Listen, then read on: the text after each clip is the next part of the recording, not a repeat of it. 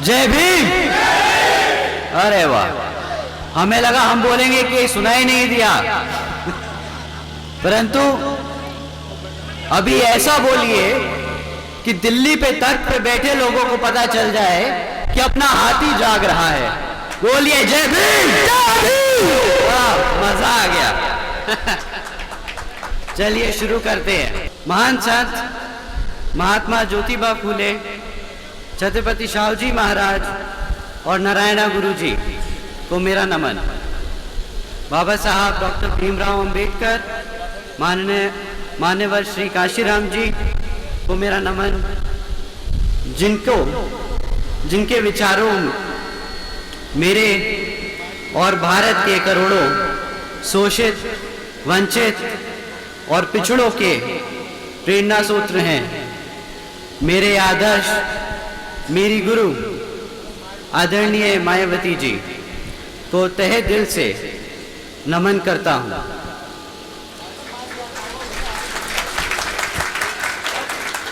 जिन्होंने बीएसपी और समाज के हित के लिए अपना पूरा जीवन समर्पित कर दिया।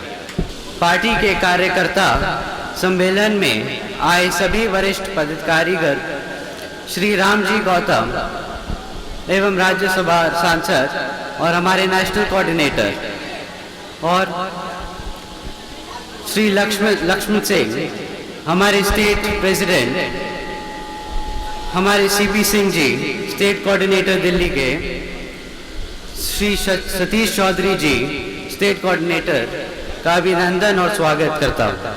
साथियों, मैं आपके बीच में बहुजन समाज पार्टी को मजबूत करने के लिए कुछ बात रखने आया हूँ, लेकिन इससे पहले मैं अपनी बात रखूँ, मैं आप लोगों से कुछ जानना चाहता हूँ अपनी पार्टी के बारे में। दिल्ली में कैसे ज़्यादा से ज़्यादा लोगों को पार्टी में हम जोड़ सकते हैं, आज इस पर आपकी सबकी राय लेना चाहता हूँ। बाबा साहब डॉक्टर भीमराव अंबेडकर और श्री मान्यवर काशीराम जी के सोच से उपेक्षित वर्गों के साथ साथ सर्व समाज में गरीब लोगों को कैसे जोड़ा जाए, इस पर हम सभी को मिलकर काम करना होगा। बाबा साहब डॉक्टर भीमराव अंबेडकर कहते थे कि मैंने संविधान के जरिए कानूनी अधिकार तो दिला दिए हैं, लेकिन इन अधिकारों को पूरी तरीके से और पूरा लाभ लेने के लिए आप सबको सत्ता खुद अपने हाथ में लेनी होगी। किंतु दुख की बात यह है कि इस मामले में बाबा डॉक्टर भीमराव अंबेडकर जी के जीते जी वह उनके देहांत के बाद भी, तथा मान्यवर श्री काशीराम जी के जीते जी वह उनके देहांत के बाद भी केवल यूपी को छोड़ के देश के अन्य राज्यों में अभी तक पार्टी को आप सबको पता ही है, कुछ खास तरक्की नहीं मिल पाई है।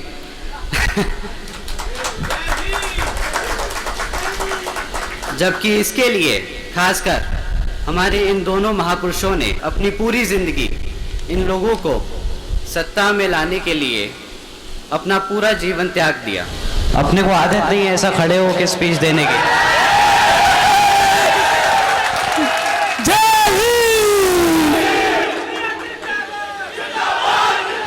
बहुत बहुत शुक्रिया।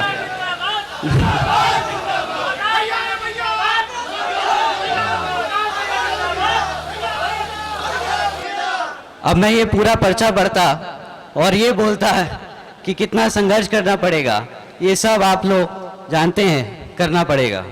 मैं बस आपसे इतना ही कहना चाहता हूँ कि जितने भी हमारे युवा नेता हैं, जितने भी हमारे युवा कार्यकर्ता हैं, इन सबको अब बहुत मेहनत करनी पड़ेगी, क्योंकि बहुत समय हो गया कि दिल्ली से हम बहुत दूर रह गए।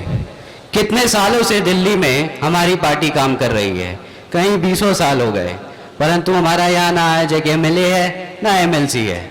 अब हमें सब युवाओं को अपने बड़ों के साथ मिलकर यहाँ अपना आगे हाथ बढ़ाना होगा। क्या क्या आप लोग मानते हैं ये बात को?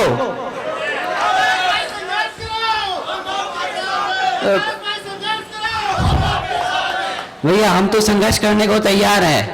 अब आप सबको फेसबुक ट्विटर छोड़ के बाहर आना पड़ेगा।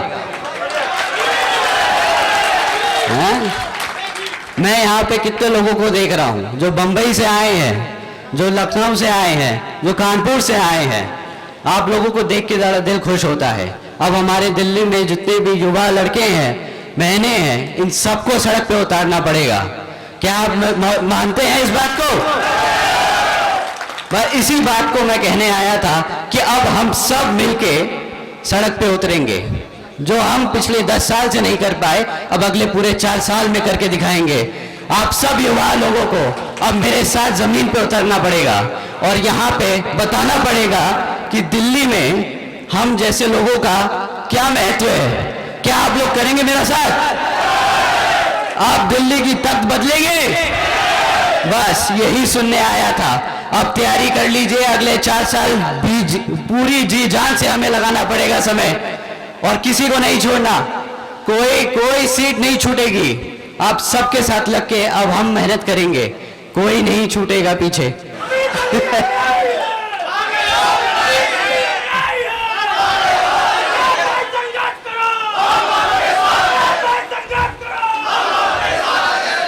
बस अब ऐसा जय भीम बोल दो कि सामने वाले की कुर्सी हिल जाए, और अब बता दो कि हम आ रहे हैं।